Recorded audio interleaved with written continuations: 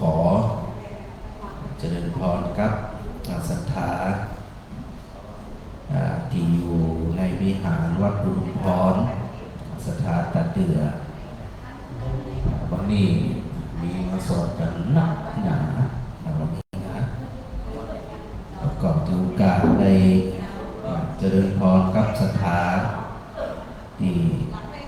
ติดตามพระอาจารย์ในส่วนของตาม Facebook Live สถานะก็ได้เวลาที่เราทั้งหลายจะได้เฝ้าองค์สมเด็จพระสัมมาสัมพุทธเจ้าเราท่านทั้งหลายจะได้ถือโอกาสได้กราบบูชาพระธรรมแล้วก็ได้บูชาพระอริยสงฆ์ถือโอกาสวันนี้เป็นวันเป็นเดือน10เป็นเดือน12แล้วก็อันถือโอกาสได้ทำวัดสวดมนต์ประพฤติปฏิบัติธรรมกันสถานเนาะแล้วก็เรียนเปิดหนังสือไปที่หน้า7เหมือนเดิมเลยหน้า7หน้า8แล้วก็22เรื่อยไปเตรียมกายเตรียมวาจาน้อมใจของเขาน้อมถวายเป็นพุทธบูชาด้วยความร้อนเรียนกันนักการละวันนี้อยู่สุภะคะวะอะระหังสัมมาสัมพุทโธพระผู้มีพระภาคเจ้าอันพระองค์ใดเป็นพระอรหันต์ดับเลิกกิเลสเลิกทุกข์สิ้นเชิงตรัสรู้ชอบได้โดยพระองค์เองสวากขาตัวเองนะภะคะวะตาธัมโมพระธรรมเป็นธรรมอันพระผู้มีพระภาคเจ้าพระองค์ใดตรัสไว้ดีแล้วสุปฏิปันโนยัสสะภะคะวะโตสาวกสังโฆพระสงฆ์สาวกของพระผู้มีพระภาคเจ้าพระองค์ใดปฏิบัติดีแล้วตามมายังภะคะวันตังสัทธัมมังสัสสังฆังอิเมหิสักขาเรหิยะถาระหังอิเตหิยะภิปุชยามะข้าพระเจ้าทั้งหลายขอบูชาอย่างยิ่งซึ่งพระผู้มีพระภาคเจ้าพระองค์นั้นพร้อมกันพระธรรมและพระสงฆ์ด้วยเครื่องสักการะทั้งหลายเหล่านี้อันยกขึ้นตามสมควรแล้วอย่างไรสาธุโนพันเตภะคะวะสุธิระปารินิพพุตโตปิข้าแต่พระองค์ผู้เจริญพระผู้มีพระภาคเจ้าแม้ปรินิพพานนานแล้วทรงสร้างคุณงามสำเร็จประโยชน์ไว้แก่ข้าพเจ้าทั้งหลายปัจฉิมาชนะกานุกรรมปมานัสสาทรงมีพระหฤทัยอนุเคราะห์ชุมชนผู้เกิดมาภายหลังอิเมสักการเรทุกขตาปันนาการะภูเทปฏิคันหาตุ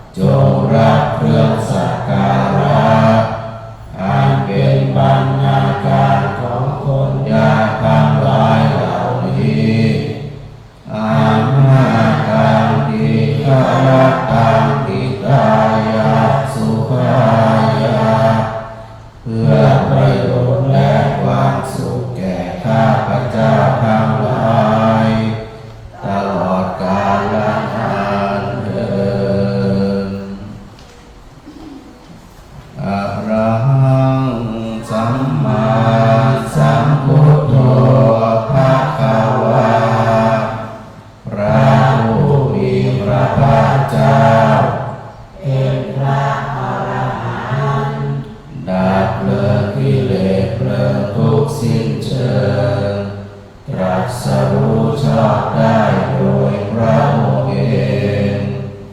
พุทธังภคะวันตังอภิวาเทมิข้าพเจ้าขออภิวาทพระผู้มีพระภาคเจ้าผู้รู้ผู้ตื่นผู้เบิกบานสวากขาโตภะคะวะตาธัมโมพระธรรมเป็นธรรมที่พระผู้มีพระภาคเจ้าตรัสไว้ดีแล้วธัมมังนัมมัสสามิข้าพเจ้าขอนมัสการพระธรรมสุปฏิปันโนภะคะวะโตสาวกสังโฆพระสงฆ์สาวกของพระผู้มีพระภาคเจ้าปฏิบัติดีแล้ว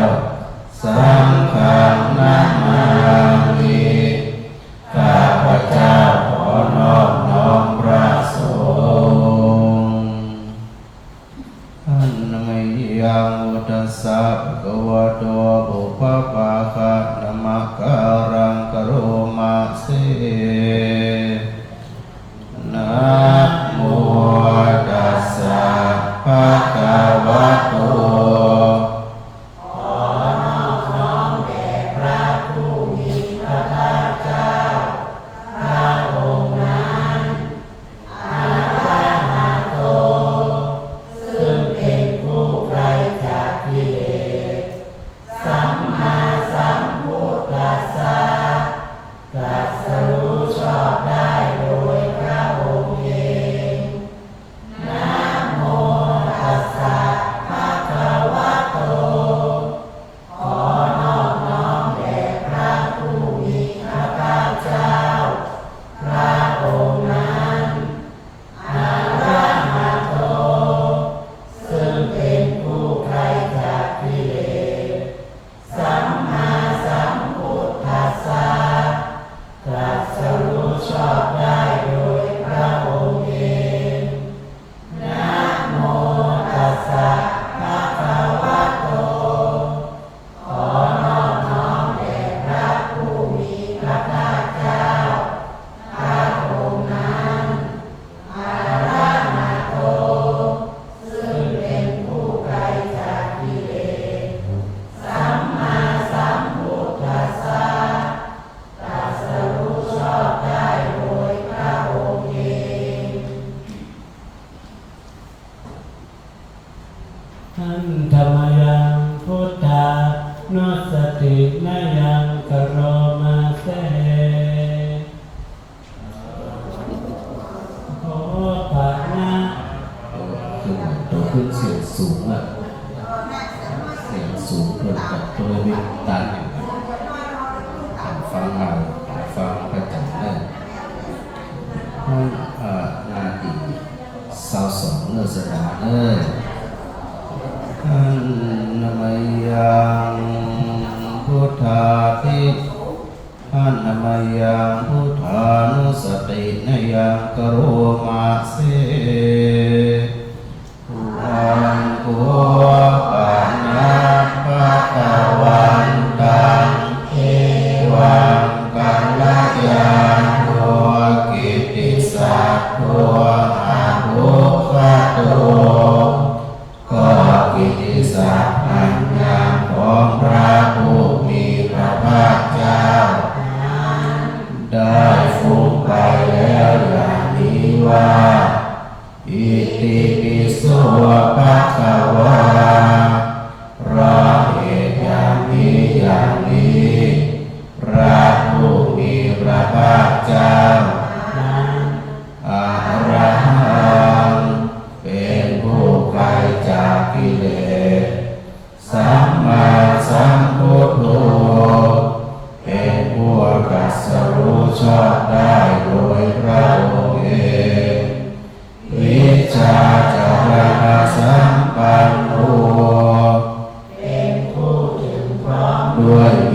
าและจารณะ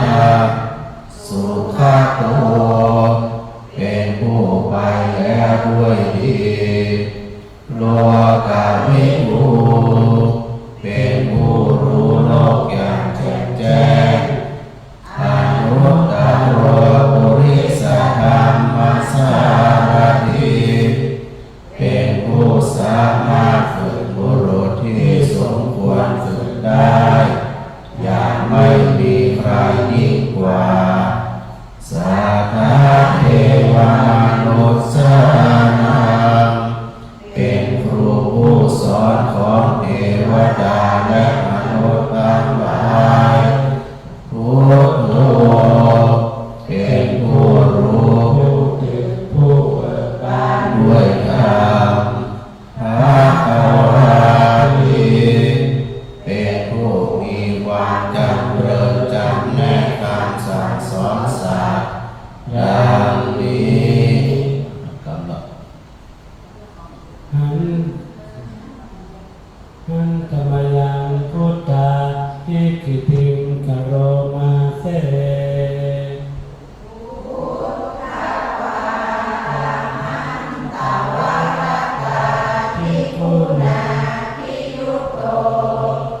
พระพุทธเจ้าประกอบด้วยคุณ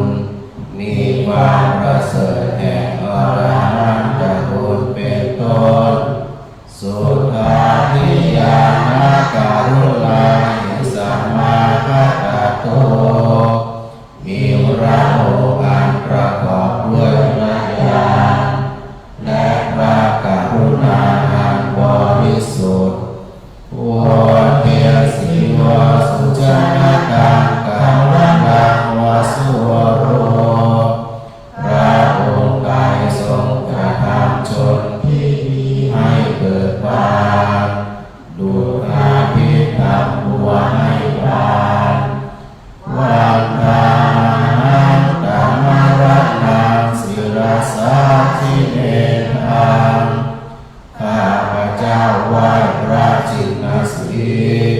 ผู้ไม่มีกิเลสพระองค์นั้นด้วยเสียงกล่าวพุทโธโยสัพพะปานินางสารนังเกมังมุตตมังพระพุทธเจ้าพระองค์ใดเป็นสารณะอันเกษมสูงสุดของสัตว์ทั้งหลายปาฐามานุสติทานังวันทานิตังสิเรนังข้าพเจ้าไหว้พระพุทธเจ้าพระองค์นั้นอันเป็นที่ตั้งแห่งความระลึกองค์ที่หนึ่งด้วยเสียงกล่าวพุทธัสสะหัสสมิกาสีวะพุทโธเมสามิปิสโรข้าพเจ้าเป็นทาสของพระพุทธเจ้าพระพุทธเจ้าเป็นนายมีอิสระเหนือข้าพเจ้าพุทโธทุกขัสสะคาตาจะวิคาตาจะวิตัสสะเมพระพุทธเจ้าเป็นเครื่องกำจัดทุกข์และทรงไว้ซึ่งประโยชน์แก่ข้าพเจ้าพุทธัสสะหังนิยาเกมิสาริยังชีวิตังจิตังข้าพเจ้ามอบกายถวายชีวิตนี้แด่พระพุทธเจ้าวันทันติหังจาริสามิพุทธเสวะสุโขทิตังข้าพเจ้าผู้ไหว้บูชาประพฤติตามซึ่งความตรัสรู้ดีของพระพุทธเจ้านาทิเมสารนังอัญญังพุทโธเมสารนังวรังสารณะอื่นของข้าพเจ้าไม่มีพระพุทธเจ้าเป็นสารณะอันประเสริฐของข้าพเจ้าเอเตนะสัจวัจเจนะวัฏฏายังสัพ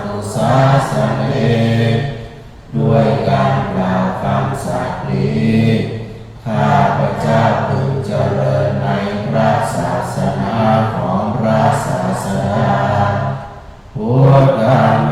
วันนะมาเนหุยังปุญญังปัสสุตังอิทาข้าพเจ้าผู้ว่าอยู่ซึ่งพระพุทธเจ้าได้ขวนขวายบุญใดในบัดนี้สัพเพปิอันตรายาเมมหิสุตัสสะเดชะสาอันตรายทั้งปวงอย่าได้มีแก่ข้าพเจ้าเลยด้วยเดชแห่งบุญนี้อาเยนะวาจายาวะเจตสาวาด้วยกายก็ดีด้วยวาจาก็ดีด้วยใจก็ดีพุทเทกุกัมมังปะกะตังมะยายังกรรมหน้าที่เตียนอันใดที่ข้าพเจ้าประทำแล้วในพระพุทธเจ้าพุทโธปฏิคันหาตุอาเจยัตตังซึ่งโทษล่วงเกินอันนานกาลันตะเรสังวาริตุงวาพุทเทเพื่อการสำรวมระวังในพระพุทธเจ้าในการต่อไปอันนมยังธัมมานุสตินยังกโรมาเส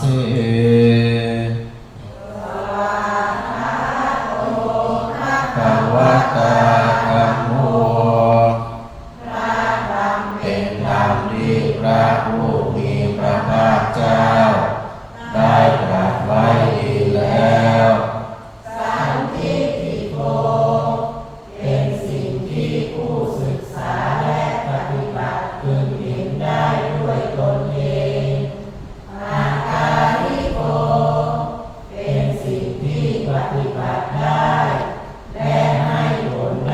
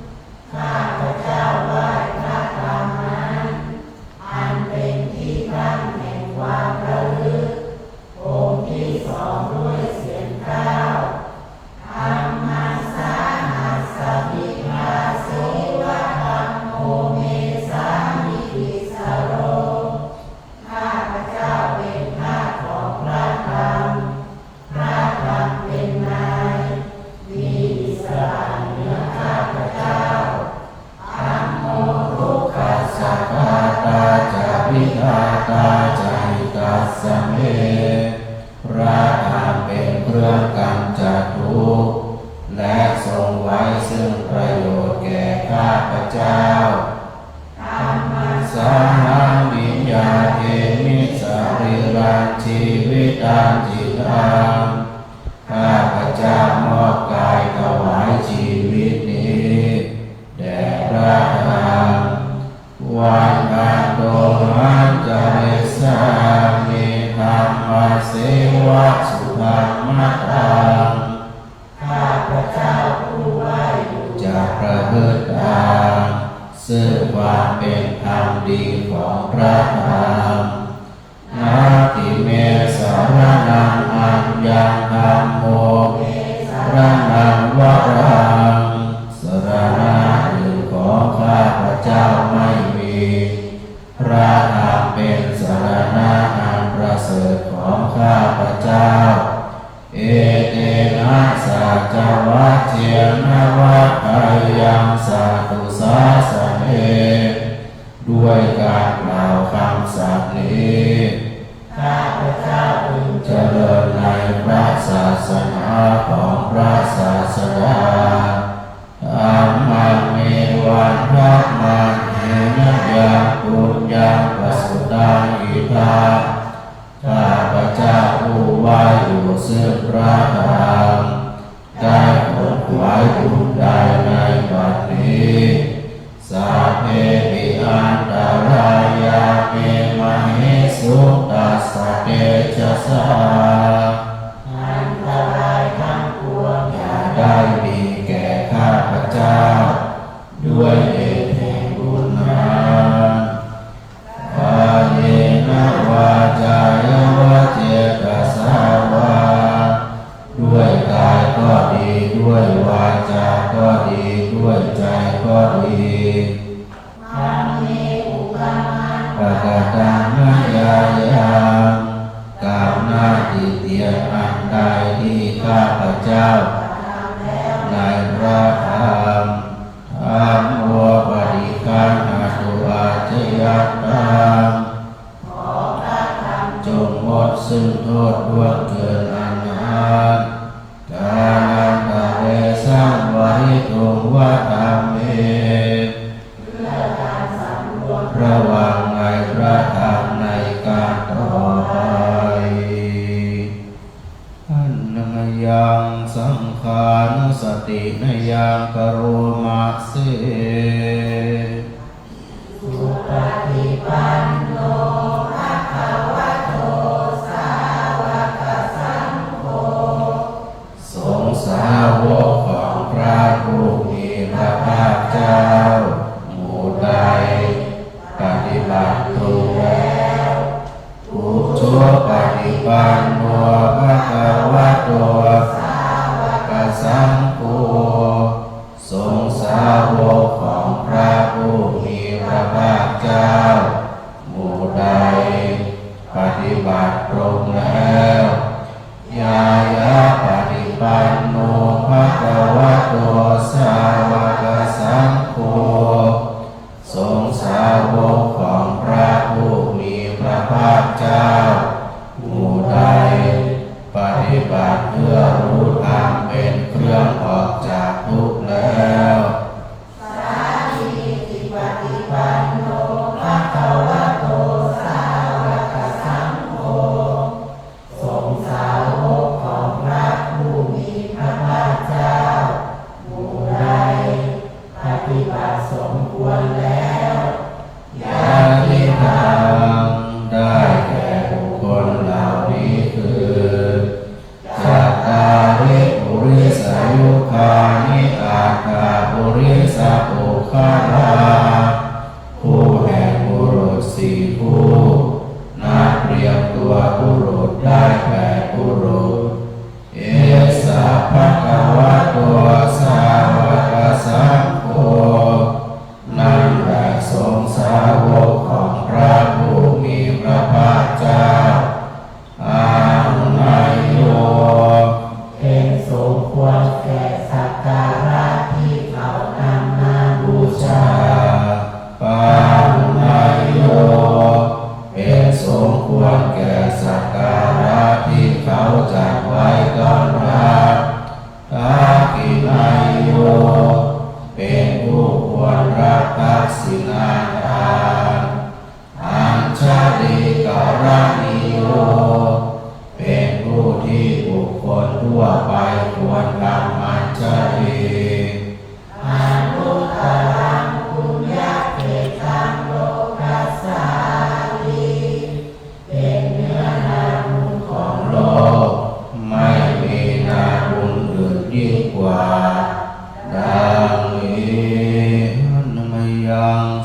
คาภิกิติงกโรมะเสมัชฌวสุปฏิปันติคุณาภิยุตโตพระสงฆ์ที่เกิดโดยพระสัทธรรมประกอบด้วยบุญมีความประพฤติดีเป็นต้นโยอาภิโนอริยปุคคลาสังฆเสถุเป็นหมู่แห่งพระอริยบุคคลอันประเสริฐแปดจำพวกศีลาธิธรรมะปวาราสยกายจิตโตมีกายและจิตอันอาศัยธรรมมีสิ่งเป็นต้นอาวรณ์วันธามานังธรรมทิยานาคานังสุสุทังข้าพเจ้าไหว้พระอริยเจ้าเหล่านั้นอันบริสุทธิ์ด้วยดีสังโฆโยสัพพะปานินังสารนังเอมโนตัมมังพระสงฆ์หมู่ใดเป็นสรณะอันเกษมสูงสุดของสัตว์ทั้งหลายตาติยาโมสติทานังวันทาสิเรียนังข้าพเจ้าไหว้พระสงฆ์นั้นอันเป็นที่ตั้งแห่งความระลึกองค์ที่สามด้วยเสียงกล่าวสังฆาสาหัสมิทาสุวัสสังโฆเมสามิติสโรข้าพเจ้าเป็นทาสของพระสงฆ์พระสงฆ์เป็นนายมีอิสระเหนือข้าพเจ้าสังโฆทุกขสัทธาตาจามิทาตาจาริทัสสะเมพระสงฆ์เป็นเครื่องกำจัดทุกข์และทรงไว้ซึ่งประโยชน์แก่ข้าพเจ้าสังฆัสสานังนิยาเตมิสาริรังชีวิตังจิตังข้าพเจ้ามอบกายถวายชีวิตนี้แด่พระสงฆ์วันทันเตหังจาริสานิสังคัสโสปฏิปันนะตังข้าพเจ้าผู้ไหว้อยู่จักประพฤติตามซึ่งความปฏิบัติดีของพระสงฆ์นาทิเมสสรรณัณังงอัญญังสังโฆเมสรณังวรัง สารณะอื่นของข้าพเจ้าไม่มีพระสงฆ์เป็นสรณะอันประเสริฐของข้าพเจ้าเอ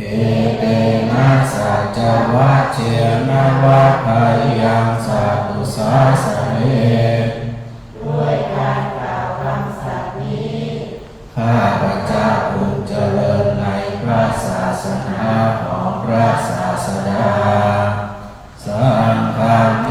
วันทัตมาเนนะยังปุญญังปสุตังอิทาข้าพเจ้าผู้ไหว้อยู่ซึ่งพระสงฆ์ได้ขวนขวายบุญใดในบัดนี้สัพเพปิอันตรายาเมมหิสุตัสสะเดชะสาอันตรายทั้งปวงอย่าได้มีแก่ข้าพเจ้าด้วยเดชแห่งบุญนั้นอาลีนาวาจายวะเจกสาวาด้วยกายก็ดีด้วยวาจาก็ดีด้วยใจก็ดีสังเกตอุกรรมังปะกตังมยายากรรมหน้าดีเตียนอันใดที่ข้าพเจ้าในพระสงฆ์สังฆบริการอนุอาทิยันตังขอพระสงฆ์จงงดซึ่งโทษล่วงเกินอันนานกาลันตะเรสังวริตุงวาสังเกเพื่อการสำรวมระวังในพระสงฆ์ในการต่อไปอันนมยังอดีตปัจเจเวคณาปาทังคณา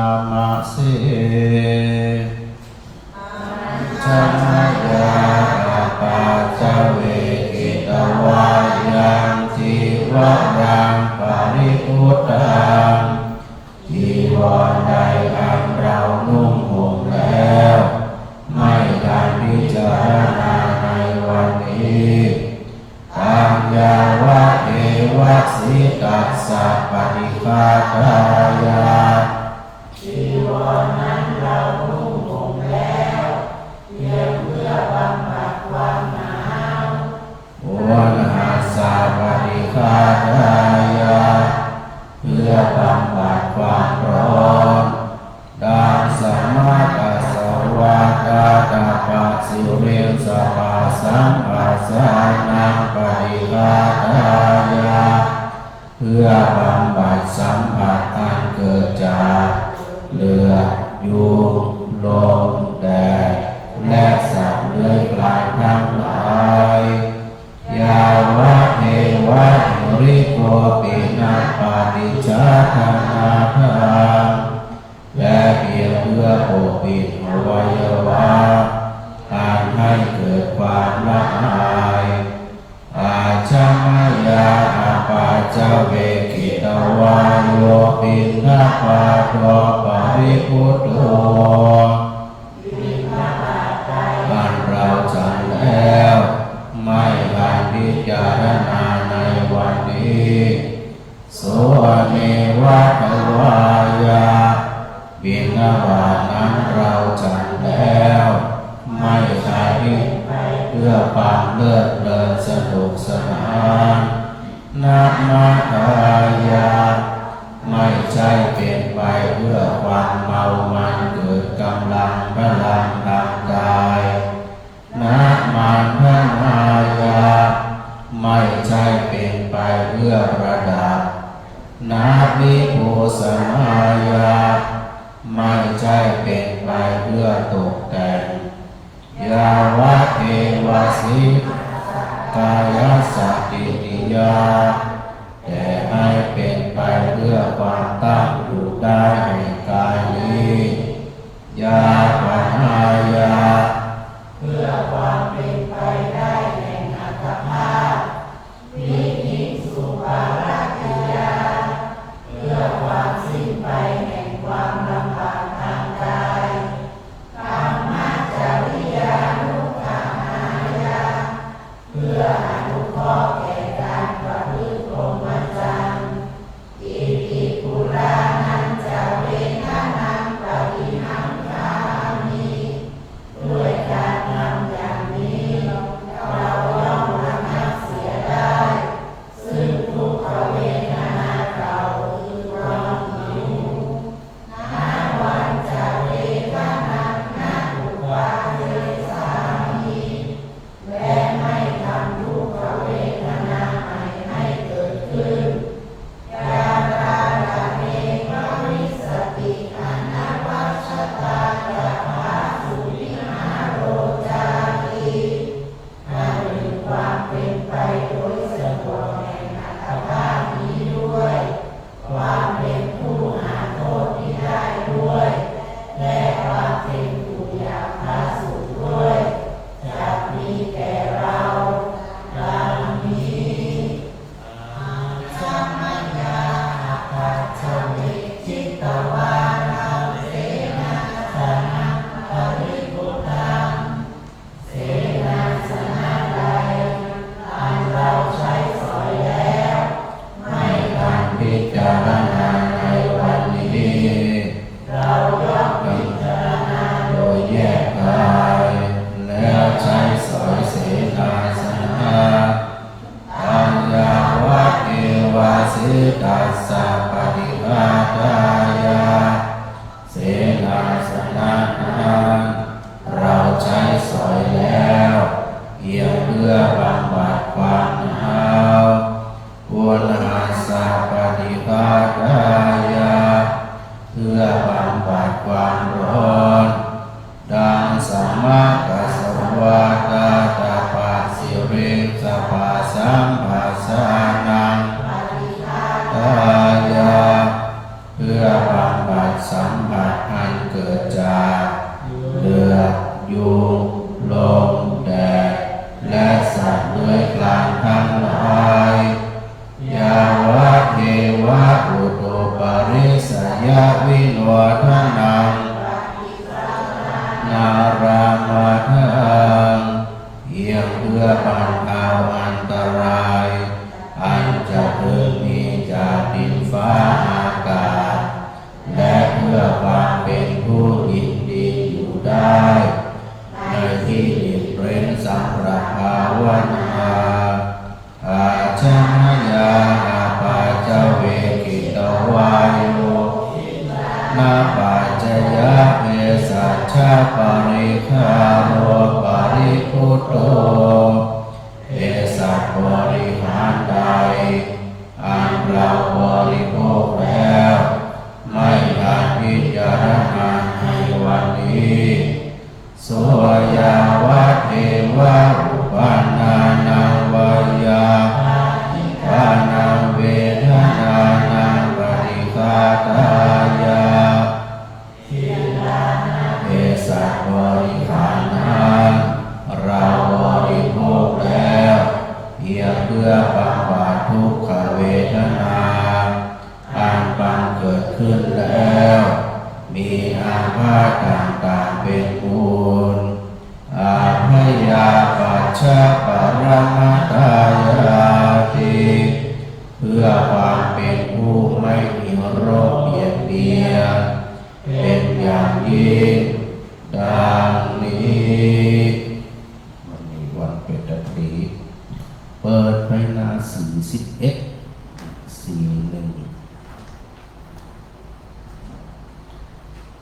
พระพุทธเจ้าได้ทรงแสดง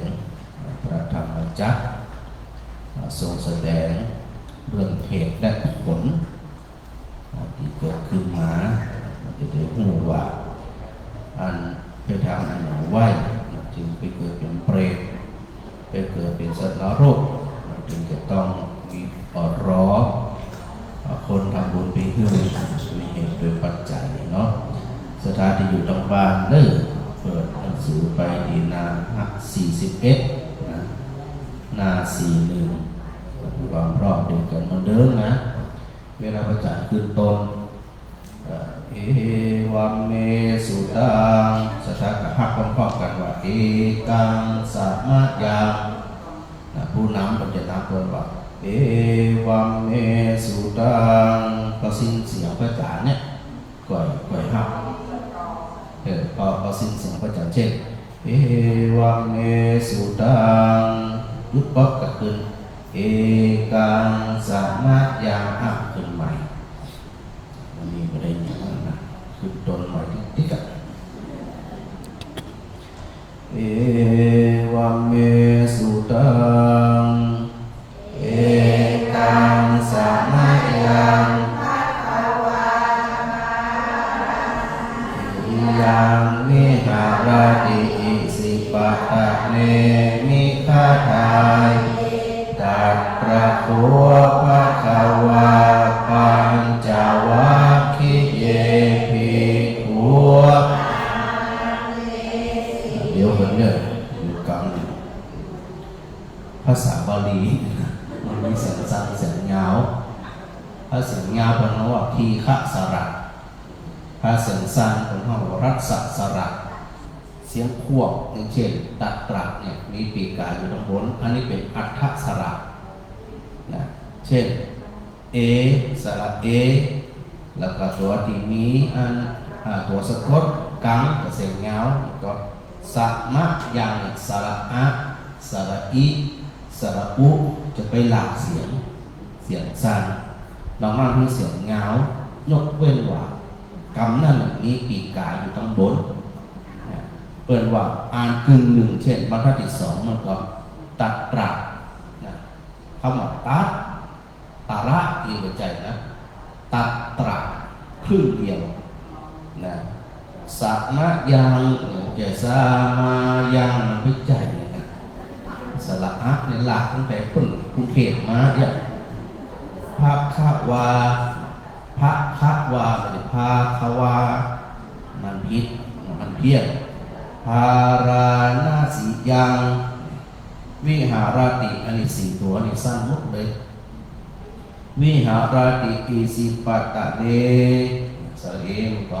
สระอาสระอีสระอูสระเอสระโอเรามีตัวสะกดจะออกเสียงเงานิฆะทาเย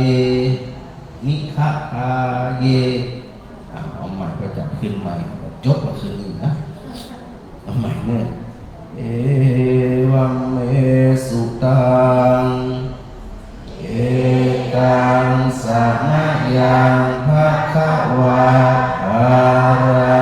นัสสิยังวิหารติอิสิปัตตะเนมิฆะทาเยตัตระโขปัญจวัคคีย์เยภิกขุอามันเอยสิโตเวเมภิกขเวอันตาภาจิเตียนันนาเสวิตาปายโยจายังกาเมสุกาขันนิกานุโยโหหิโนคัมโมโหตุชะอิโกอะนะริโย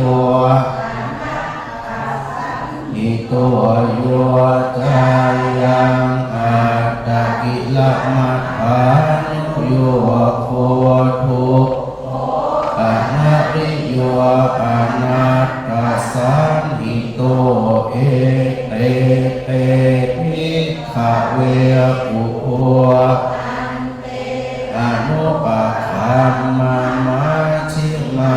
ปฏิปทาตถาคเตนะอภิสัมพุทธจักขุกรณียานกรณียอุปสัมมายะอภิญสัมพุทธายานิพพานายะสังวัตติกตมาจะสาภิกชิมาปฏิปทาตถาคเตนะอภิสัมพุทธจักขุกรณียานกรณียอุปสัมมายะอภิญญายะสัมพุทธนิพพานายะสังวัตติอายะเมวะอริโยอาทังคิโกสัยยติทังสัมมาหิยติสัมมาสังกัปโปสัมมาวาจาสัมมาอาชีโวสัมมาวายาโมสติสัมมาสัมมาทิอายังโคสาภิกขเวมัชฌิมาปฏิปทาภะเตนะอภิสัมพุทธาจักขุกรณียานกรณียอภิญญายะสัมพุทธายานิพพานายะสังวัตอิทังโคปนะภิกขเวทุกขังอริยสัจจังอิปิทุกขาจาราปิทุกขามรณังปิทุกขังโสเอวะทุกขโทมานัสสุปายาสาปิทุกขาอาปิเยสัมโคทุกขปิเยวิปโยโคทุกขยามปิจังนาลปฏิตังสังคิตเตนะปัญจุปาทานาขันธาทุกขาอิทังโคขเวทุกขสมุทัยโยอริยสัจจังยายังตัณหาตัวโนภริกาทัสสะคต ตาตัตตระตัตตราพินันทิเนสัยยานิทังกามตัณหาภวตัณหาวิภวตัณหาอิทังปานาภิกขเวทุกขานิโรธทัวอริยสัจจัง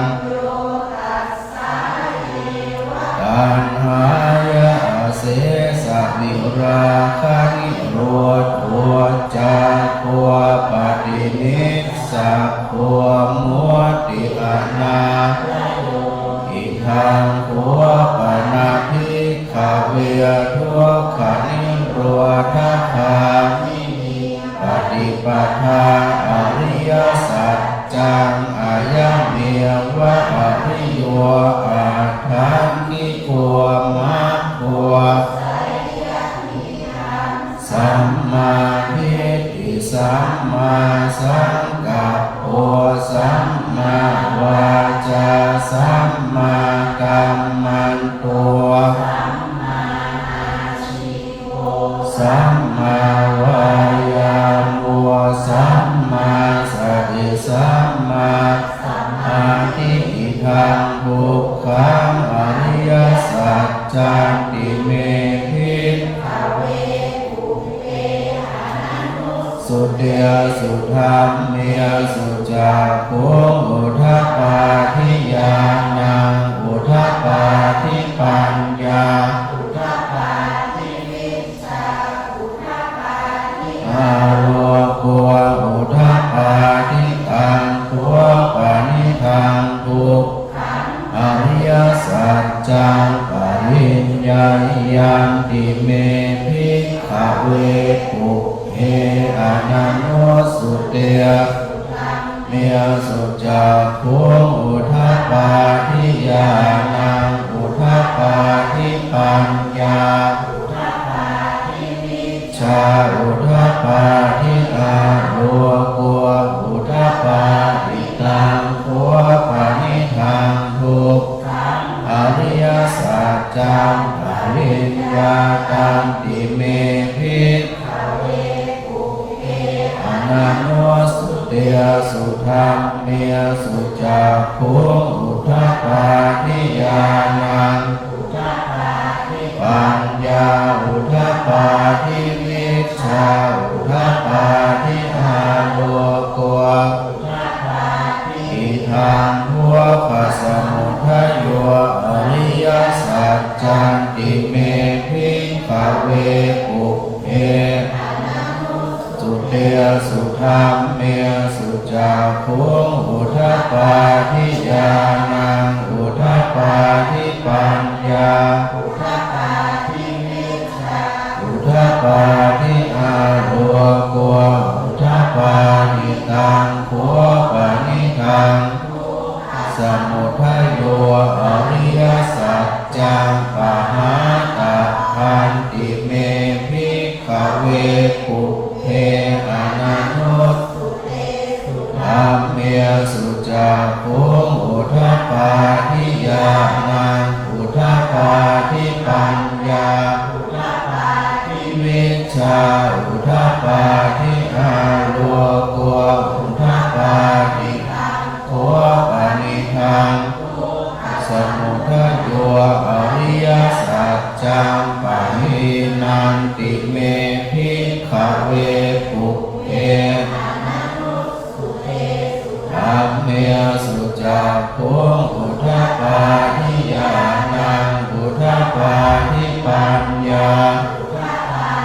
วิชชาอุทธัปปาทิอาโลกุอุทธัปปาทิอิทังทัวปานิโรอริยสัจจันติเมภิกขเวเมียสุจักขุอุทธัปปาทิญาณังอุทธัปปาทิปัญญาอุทธัปปาทิวิชชาอาโลกุอุทธัปปาทิตังขัวปานิทังทัวกานิโรทัวสิกาตพันติเมภิกข เวปุเพอนันโนสุเตสุธรรมเมสุจาภูมิ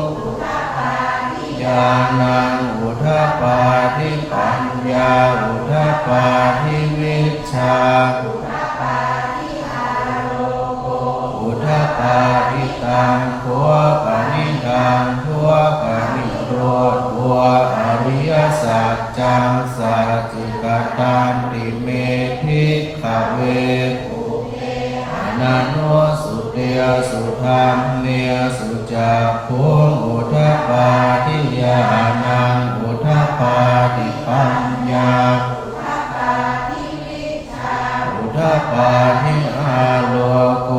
อุทธปาทิอิทังทัวปานิโรธคาปฏิปทาอริยสัจจันติเมภิกขเวปุเพอนันโน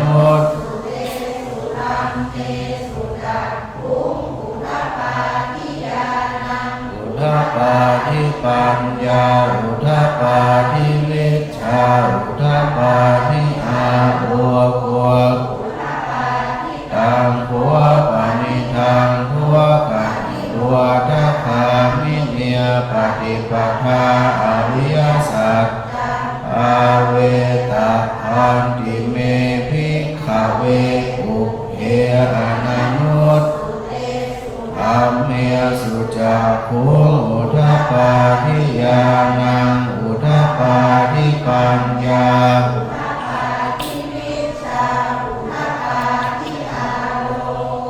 อุทธปานิตังขัวปานิทังขัวปานิโรธคาปฏิปทาอริยสัจจังภาวิตังติเมภิกขเวปุเพอนันโนธัมเมสุจาภูมิอุทธปาทิญาณังอุทธปาทิปัญญาวิชชาอุทธปาทิอาโลโกยาวะกิวันจะเมภิกขเวอิเมสุจตัวสุอริยสัจเจสุเอวันติปริวัตตังการังยะถาภูตังญาณทัสสนังนสุวิสุทธิอหัวสิเลวตาวาหังภิกขเวสเทวะเตโลเกระเกสัพพะมะเกสัสมณพรามณิยาปัจจายสัทเทสายะอนุตตรังสัมมาสัมพุทธิอวิสัมพุทโธยาสิงยะตัวจักขัวเมภิกขเวอิเมสุจตัว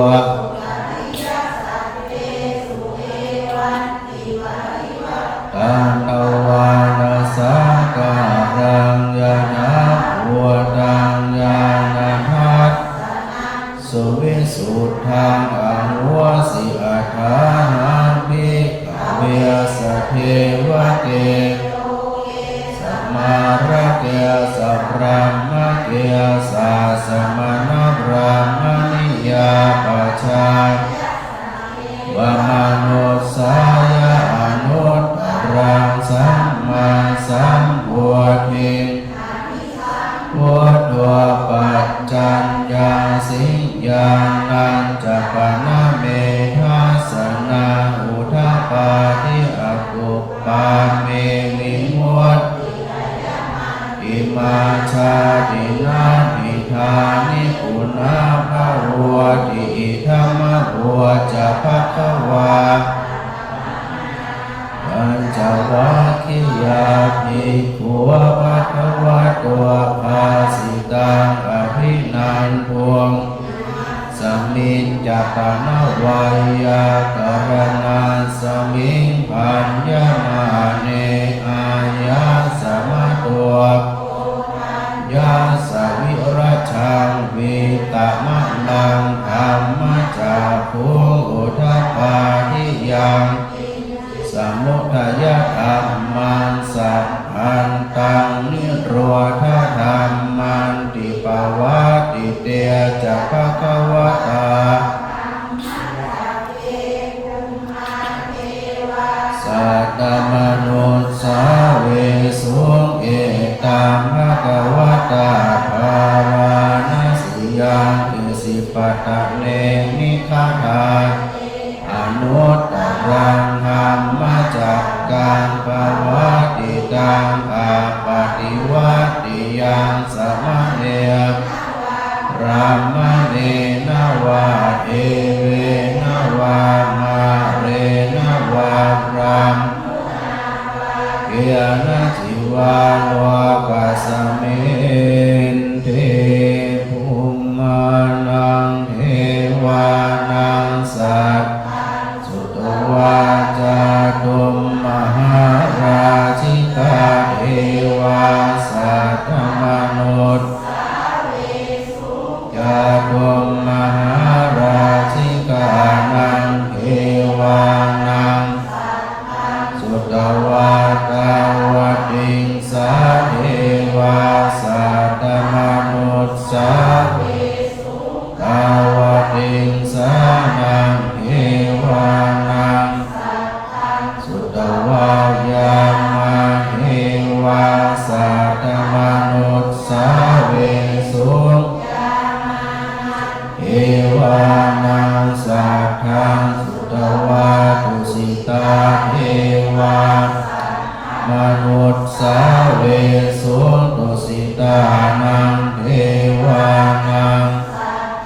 สุตวานิมมานารติเทวาสัตตมนุษย์สาเวสุนิมมานังเทวานังสัทธังสุตวาปรณิมิตวสวัสติเทวามนุษย์สาเวสุปรณิมิตสวัสตินังสัทธังสุตวารัมมปาริสัชชาเทวารัมมปาริสัชชานังเทวานังสุตวารัมมปโรหิตาเทวาสัตตมนุษย์สาเวสุรัมมปโรเทวานังสัตตังสุตวามหารัมมเทวามนุษย์สาเวสุมหารัมมานังเทวานังปริตาภาเทวาสัตตมนุษย์สาเวสุปริตาภานังเทวานังอัปปมานาภาเทวาสัตตมนุษย์สาเวสุอัปปมานาภานังนังสัทธังสุตวาอาภัสสราเทวาสัตตมนุษย์สาเวสุอาภัสเทวานังสัทธังสุตวาปริตสุภาเทวา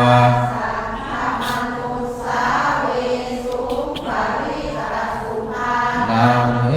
วานังสัทธังสุตวาอัปปมาณสุภาเทวาสัตตมนุษย์สาเวสุสุภานังเทวานังสัทธังสุตวาสุภกินหากาเทวามนุษย์สาเวสุสุภกินหากานังเวหัพพลาเทวาสัตตมนุษย์สาเวสุเวหัพพลามังนังสัทธังสุตวามิหาเทวาสัตตมนุษย์สาอวิหานังเทวานังสัทธังสุตวาอัตตปา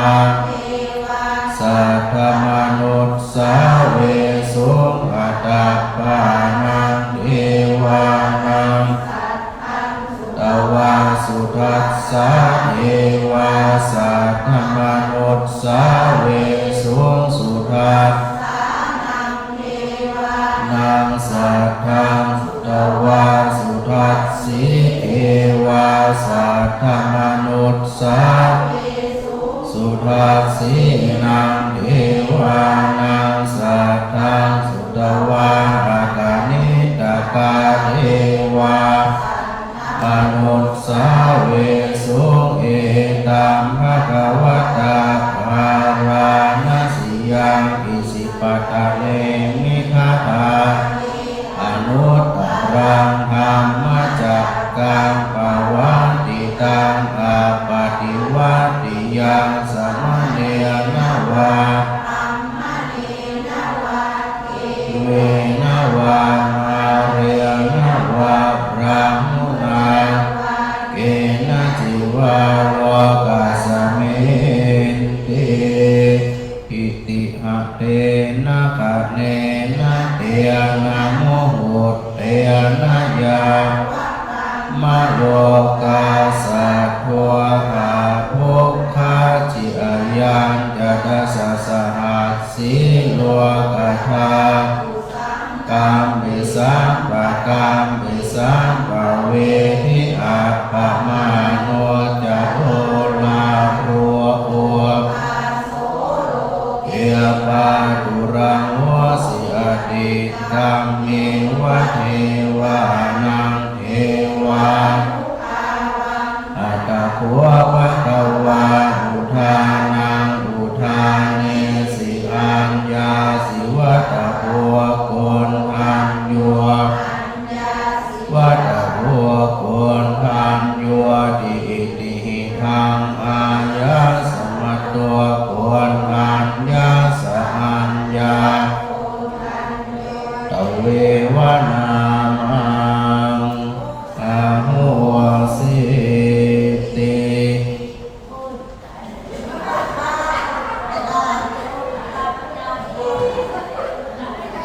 สภาก็บอกเร็วกันตาบอกกั้มเร็วมาได้สวดจากกันนั่นเองนะถ้าเขาเข้าใจที่เองนะต่อให้ไปสวดกับวัดไหนเดี๋ยวก็เคยสวดด้วยกันมันก็ไปด้วยกันได้ถ้าวัดนั้นเข้าใจด้วยนะต่อเขาบอกเคยสวดด้วยกันนะแต่เขาถูกจักวิธีการออกเสียงภาษาบาลีเป็นห้องว่าสวดสังโยชน์อาจจะต้องเป็นจังหวะที่มันจะไพเราะนะมันจะไพเราะถ้าปัจจุบันเนี่ยต่างคนต่างไปนี่น้อยหนึ่งเปิดเป็นเวลา45จากสถาเปิดเป็นเวลา44อ่ะหน้า44หน้า44นับลงมาบรรทัดที่3หน้า44บรรทัดที่3ตัวสุดท้ายปัญจัญญาสิงไม่ใช่ปัญจัญญาสิงจอจานนะปัจจัญญาสิงเนี่ยต้องอ่านว่าปัจจัญญาสิง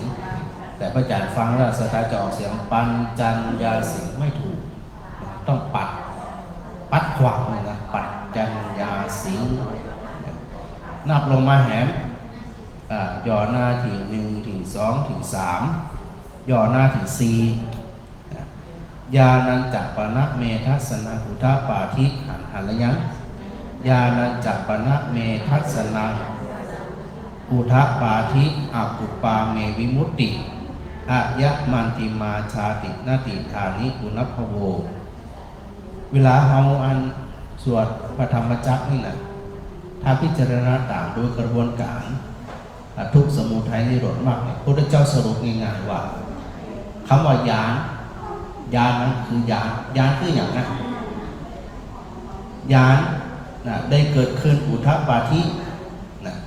อุทปาทิได้เกิดขึ้นแล้วยานก็ดีการเข้าไปเห็นของเราอุทปาทิได้เกิดขึ้นแล้วคนดีมียานเกิดขึ้นต่อเมื่ออย่างต่อเมื่ออกุปปาเมวิมุตติอายะมันติอกุปปาเมวิมุตติหมายความว่าจะได้สถานคนที่มีญาณเข้าใจตัวสัจธรรมนั่นอกุปปาคือ บ่หวั่นไหวเมื่อเขาถูกกระทบไม่ว่าจะเป็นรูปเสียงกลิ่นรสสัมผัสมากระทบเขาเนี่ยชอบก็ตามบ่ชอบก็ตามที่มากระทบนี่นะตัวสติที่เขาฝึกมาปอนั่นอกุปปาไม่หวั่นไหวแต่ถ้าหากว่าเขายังหวั่นไหวอยู่คำว่ายานจะเกิดขึ้นเลยเพราะยานคือการหู้กระจ่างว่าหวั่นไหวเป็นยังไงแต่เขาหู้อยู่ว่าคนคนเนี้ยมีนิสัยที่อีปากคนที่อีอย่างอีถ้าเขาไปหวั่นไหว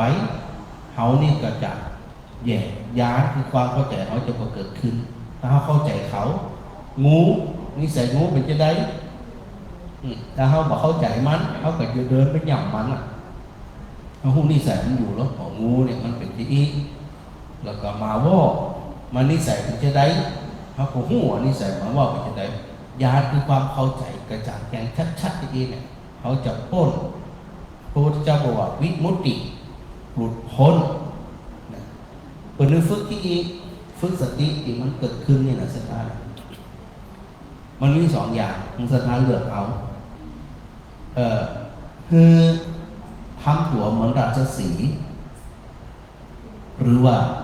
ทำตัวเหมือนอีกาเหมือนกาเนี่ยกาดำนี่นะสถานจะเลือกอันใดทำตัวเหมือนราชสีห์ตัวสตินี่นะหรือให้เหมือนกับอีกาดำตัวเจ้าทัดไฟนะสถานตอบในใจก็แล้วกันน่าจะเลือกราชสีห์นะสีโตแน่นอนนะพุทธเจ้าตรัสว่าให้ทำทั้งสองอย่างราชสีห์คือจะได้เวลาราชสีห์จะนอนเนี่ยจะนอนเหมือนแมวบอกเกินมีราชสีห์นอนแผ่หลานแบบนี้มันจะนอนแบบหมอบคืออัญญามากระจายของราชสีห์นี่จะเร็วฟุกตะคุบเหยื่อได้ทันถูกทีที่กาเนี่ยเวลามันกินจิ๊กลงไปมันจะกลมหน้ากลมตาลับตากินนะสถานไปสังเกตกากินจิ๊กกินเนี่ยตามันจะลดแหลกคือมันเร็วเวลามีไผ่เนี่ยมาไกลมันจะบินก่อนเพราะมันเร็วจิ๊กปุ๊บมันจิ๊กมันออกก็คือตัวสติฝึกเร็วอย่างพระเจ้ากระตัดแบบนี้ญาณจักรนะเมตัสนังทัพพริอคุปามีวิมุตติเพราะมันบ่หวั่นไหวแล้วมันก็หลุดพ้นจากอย่างจางเขาก็พ้นแล้วห้องจางไผหลงเขาก็พ้นแล้วห้องหลงไผหลงกับเท่าอันจางกับเท่านั้นญาณมันถึงจะเกิดขึ้นแล้วสรุปจะได้อายะมาติมาชาตินัตติธานิกุณพโวชาตินี้เป็นชาติสุดท้ายพบใหม่ชาติใหม่จะไม่เกิดกับเราพระเจ้าตรัสก็คือจากนี้เป็นจากสุดท้ายจากนั้นแต่เราเกิดถ้ายังเกิดอยู่โรคภัยไข้เจ็บเปลี่ยนแปลงแน่นอนแก่เจ็บตายพลัดพรากจากคนที่รักมาแน่นอนอยากได้แต่ไม่ได้ผิดหวังนี้แน่นอนดันไม่ได้ที่สิ่งที่เขาอยากได้สักนิดสักอย่างนี่หรอกนี่มันเป็นทุกข์พุทธเจ้าบอกว่าอะยะมันติมาเมชาตินาติธานิกุณโวการที่จะเข้าใจหลักธรรมของพุทธศาสนานั้นมีทางเดียวคือเนี่ยจะได้ประการเลยจะบังเกิดไหมถ้าหากว่าเขายังชอบที่จะเกิดมาอยู่มันก็ระดับตีเขาสวดมันเรียกอาจจะเป็นเทวดาเจ้าเทวดาเจ้าจตุมหาราชเจ้ามีหันดาวดึงเจ้ายามาเจ้าดุสิตเจ้านิมานรดีเจ้าปาระนิมานรดีไปจนถึงยังเป็นพระพรหมจะเป็นพระพรหมได้ตั้งแต่พระมรรคสัจฉาไปจนถึงสุดท้ายคนน่ะก็ต้องบำเพ็ญสมถะกรรมฐานอย่างจริงจังถึงจะไปเกิดเป็นพระพรหมได้ดังนั้นเนี่ยพอโดยที่สุดพระพุทธเจ้าปฏิเสธหมดเลยเกิดเป็นเทวดาตุเพราะว่ามันยังมีตัวอยู่ตราบใดที่ยังมีตัวอยู่ไหนเลยจะพ้นจากความทุกข์เขายังมีร่างกายอยู่เนี่ยไหนเลยจะพ้นจากโรคพ้นมาได้เพราะเขามีร่างกายอยู่โรคภัยไข้เจ็บมันพร้อมที่จะเกิดขึ้นที่เขามีร่างกายคนมันมีร่างกายจะบาดเจ็บกับป่วยบาดไข้ไปอย่างเลยนั้นพระพุทธเจ้าบอกว่าไปสู่ความสูญสิ้นก็คือนิพพานดับไปเนี่ยดับได้ก็ต่อเมื่ออย่างต่อเมื่อห้องประสานต่อเนี่ยอ ภาษาต่อปฐมเข้าใจยังเข้าใจทุกข์สมุทัยนิโรธแล้วก็มรรคเข้าใจกระบวนการทุกเนี่ยอกุปามีวิมุตติสถานจะบอกว่าไว้สักอย่างเฉยๆสบายจิตใจเยือกเย็นนักแน่นมันคงว่าชอบว่าจ้างไผ่ว่าวนวันไหวว่าไฝ่เผยสักอย่างที่พระเจ้าตรัสมันอย่างประดุจดังภูเขาศิลาแท่งทึบเขาที่ใหญ่ๆเต็มเป็นแท่งทึบเป็นหินล้วนนี่นะลมพัดมันตึ้งจะวันไหวนะล้มนั่นนะไอ้วันภูเขานั่นนะที่วันไหวคืออย่างมันเกิดมีกิ่งไม้กามีฝุ่นกามีใบไม้ตัวอันนั้นติ๋วแป๊บไปนี่นะแต่ภูเขาที่ชุ่มบ่สะทันบ่สันก็เลยอย่างสักอย่างเนี่ยจะได้แต่ฝึกเขาเนี่ยไปสู่ระดับนั้นถึงจะมองว่าญาณจะได้เกิดขึ้นแก่เราคือความเข้าใจพอเข้าใจที่อีแล้วสถามาถูกต่างที่ใดวางใดยังใดมาสนใจเพราะอาจารย์ได้เน้นย้ำอยู่เสมอเพราะชีวิตของเขาเวลามันเหลือน้อยลงมัวไปสารพัดอยู่กับเรื่องอื่นทุกอยู่กับเรื่องอื่นบางทีมันมีโอกาสที่จะมาดูแลใจของตัวเก่าเนี้ยดังนั้นเนี่ยในช่วงท้ายนี้กับสถานทั้งหลายได้ฝึกในส่วนของการกำหนดจิตเนี่ยขณะที่เขานั่งอยู่ขณะนี้นะครับสถานกับฝึกเลยมือวางจะได้นะวางสบายที่สุดวางบนตักก็ได้บนขาก็ได้จะกอดที่อกก็ได้แล้วแต่ทำนั้นมันสบายเสร็จเรียบร้อยก็ยืดตัวตรงๆนะอันคนที่นั่งหลังงอเนี่ยคนห้องว่าบอกมีโอกาสที่จะสร้างสติขึ้นได้เพราะอย่างแม้กระทั่งน้ำตัวของตัวเองยังควบคุมบันไดและจะไปคุมจิตได้จะใดนั่นบอกว่าในเบื้องต้นเขามีสติหูตัวว่าขณะนี้เนี่ยเขานั่งตัวตรงรัวนั่งหลังกองดูพอหูตัวปุ๊บยืดไปเพราะอย่างโดยธรรมชาติสรีระของมนุษย์นั่นก็จะต้องตั้งฉากกับแผ่นดินก็ยืดไปพอยืดไปแล้วแผ่นหลังของเขาเนี่ยมันมีเส้นประสาทปากไม้ไก่กองพอเขายืดไปก็เสมือนว่าเขากำลังดึงเส้นประสาทขึ้นอยู่ในสภาพปกติแต่เมื่อได้เขาโกงลงวะเนี่ยเส้นประสาทมันก็จะถูกกดทับไปแล้วนั่นยืดตัวสบายยืดสบายร่างกายพักผ่อนขณะนี้เนี่ยเขาบ่ได้ยืนเขาบ่ได้เดินมีความกังวลสักอย่างนั่งปื้นบนฐานที่นักแน่นร่างกายปล่อยวางผ่อนคลายบ่ได้เกร็งกล้ามเนื้อปล่อยสบายที่สุดมือวางจะได้ของสบายที่สุดแล้วก็จากนี้ไปสถานก็ลองใส่ใจว่าขณะนี้เนี่ยจิตของตัวเก่ามีความรู้สึกจะใดคนห้องว่าใช้จิตดูจิตใช้สติไปสังเกตจิตตัวสติก็คือการหูตัวว่าขณะนี้เนี่ยความรู้สึกเขาเป็นจะใดจิตใจเขาเป็นจะใดผ่อนคลายจะใดเบาจะใดกล้ามเนื้อได้พักผ่อนจิตได้พักผ่อนมีได้สังเกตว่าขณะนี้สภาพจิตของเขาเป็นจะใดเบาจะใดสบายจะได้สังเกตโดยแผ่เบาแต่สังเกตจริงจังอาศัยความสงบโดยปราศจากเสียงเขาทำทั้งหลายได้ฝึกฝนในการปล่อยวางสบายเนิ่นสัก5 นาทีนะ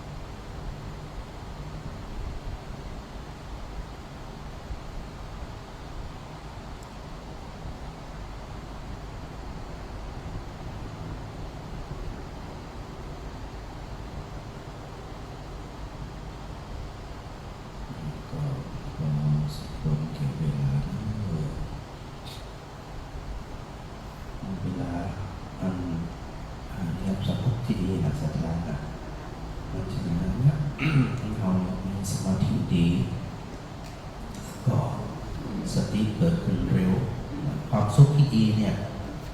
ต้องทำเองทำไปทำมันนะต้องอาศัยสถานที่ที่เป็นสัพพยะนะสีมันวุ่นวายเสียงดังพูดถึงคือโครบเนี่ยบางเงาะที่มันเป็นสัพพยะนะแล้วก็หมูทั้งหลายนั่นก็มีจิตใจมาดังนี้มันก็เลยง่ายแล้วก็ม่วนแล้วก็เพลินในการทำแบบนี้นะแล้วก็ไปลืมนะว่าจิตที่เป็นสมาธิระยะหนึ่งร่างกายของใสแน่นอนเพราะว่าใจเนี่ยก็ได้ไปเบียดร่างกายเวลาจิตเขาเครียดเมื่อนั้นต่างเนี่ยมันก็จะไปบั่นทอนกายเดี๋ยวโรคนั่นเดี๋ยวโรคนี่สปันเข้ามาเองเนาะอยากฝึกกันมันเนิ่นเปิดไปหน้า35แผ่เมตตากันกดหน้า35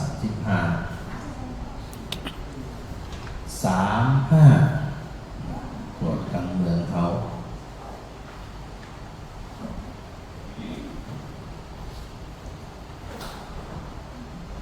อิตังตานากัมมังนิพพานาปัจจโยโหตุโนนิจังอิตังศีลกัมมังปัจจโยโหตุโนนิจังอิตังภาวนากัมมังนิพพานาปัจจโยโนนิจังยังกิจจิกุศลกัตตพังกัมมังสัพกาตังปุญญังโนอานุโมทันตุสุนันตุโอนตุอัสสามิงฐาเนอาทิคาตาทิคายุกาสัทธาโหนตุสัตตานังสุขีอัตตานังปาริรัตรันตุมาตาปิตาโหนตุทุกขาปัจมุนจันตุสัพเพญาติกาขาปัจมุนจันตุสัพเพอาญาติกาสุขิตาโหนตุทุกขาจันโตสัพเพปิสาสัพเพญาขาสัพเพเปตาโหนตุทุกขาปัจมุนจันตุสัพเพนาคาตาโหนตุทุกขาปัจมุนจันตุสัพเพเทวาสุขิตาทุกขาปัจมุนจันตุสัพเพโยปัจจายาสุขิตาโหนตุทุกขาปัจมุนสัพพะสัมปตินาสามิจันตุโอ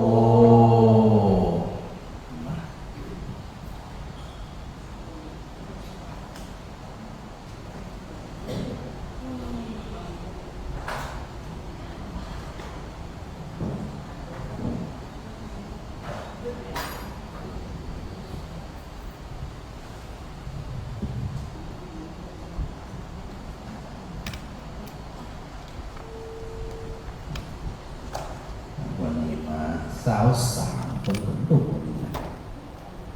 เจ็บนิดหน่อยถือโอกาสได้ทักทายศรัทธาที่มามีหาวัดลุงพรนะถ้าทักทายศรัทธาที่อยู่ตั้งบ้านเนี่ยคุณได้อย่างคือนี่นักขนาดก็แม่คุณมาก็แม่หานแม่สมสอนยศเสนาอันนี้มันแต่ก็ขอพันกันฝากทำบุญอันเป็นกติมาตัวฝากแม่สมสอนมาแล้วก็ท่านสอทอสียอดแล้วก็แม่อโนสียอดมาด้วยแล้วก็อันโยมนิพาทองใบแล้วก็น้องนัทวัฒน์เสนาปาเก็บหนังสืออยู่โยมที่ได้ยุดวิจิตรพันธ์โยมอันธนพรสิทธิพันธ์แล้ว ก็โยมสุภัทราสุภวัฒนชัยหลังพุ่นโยมปุมาพรสันติภูมิงามแล้วก็แม่สุชิราปาติสถาสาพีนางประจันงงเนี่ยนะแม่บัวทองพาแก้วแม่อนงหลวงเขียวอนงกันไหนถูกลองวันไหนไหนบุญกัน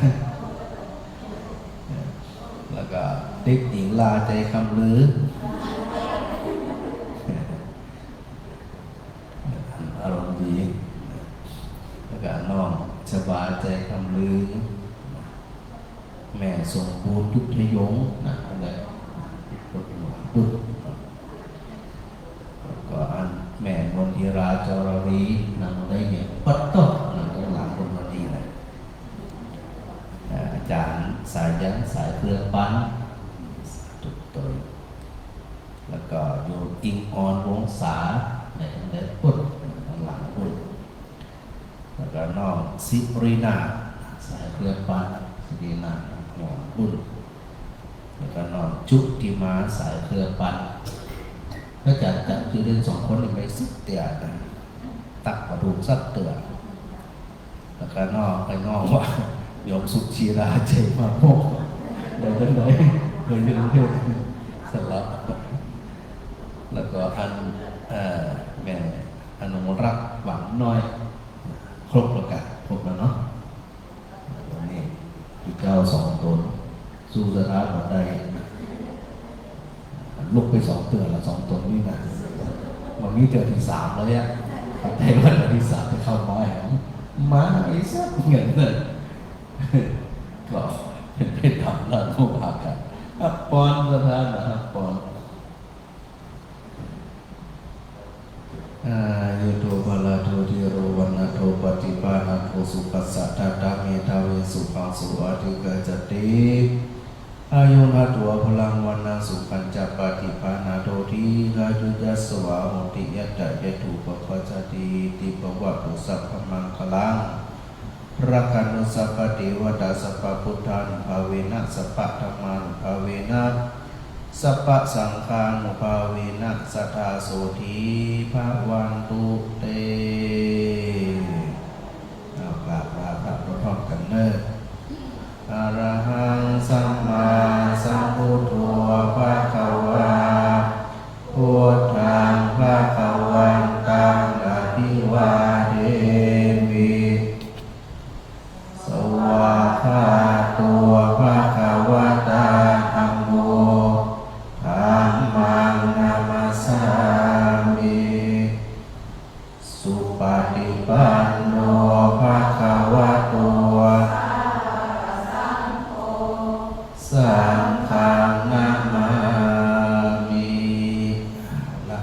ตัดสินว่ามีความปลอดภัยกันเนิ่นกับเหมือนเดิมก็เห็นมาฝากก่อนไปก่อนลงประเด็นหนึ่งประเด็นหยุดสถานใจเย็นๆคนใดก็จะเย็นๆ